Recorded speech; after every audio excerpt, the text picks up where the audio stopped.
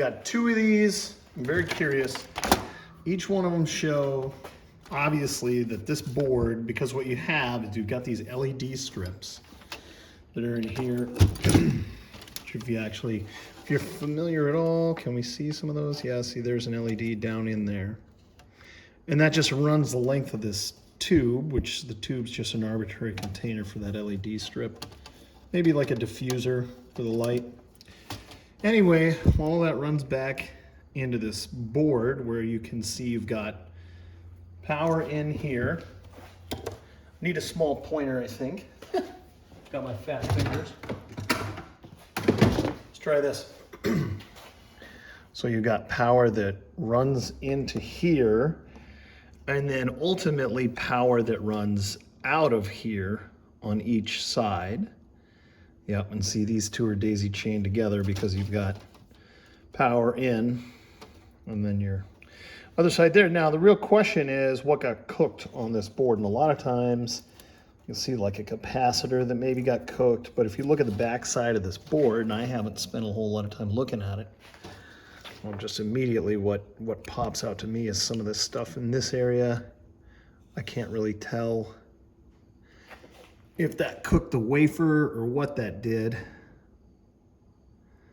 But my question is do I need all of this super complicated circuitry in order to run these LED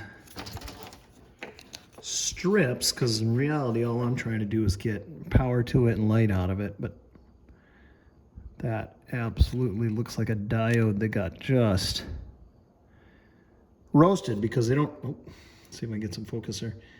A diode that got roasted because these don't have a fan on them. So like, if you get like a cob or a chip on a board with a heat sink, there's no heat sink in this. So these are just super cheap LED lights that I've got from Walmart. Cool that they're cheap. The downside is if you leave them running nonstop for a year, they catch on fire basically and stop working. And I guarantee that if I look at the other ones, I'll have the same issue. I got, what did I get? Well, the ones that I have in the garage, so let's take a look here.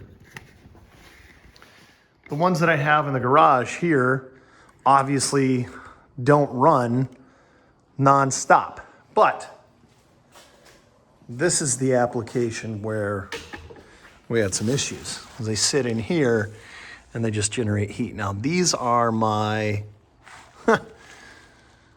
older, I can't even think of what you call them, fluorescents, but on and permanently on. Whereas these, same thing, on, permanently on, had a lot of heat buildup, burned them up. Now I got one more that's out in the shed, but it was nice and cold during the winter and it probably didn't build up nearly as much heat, so it didn't burn up.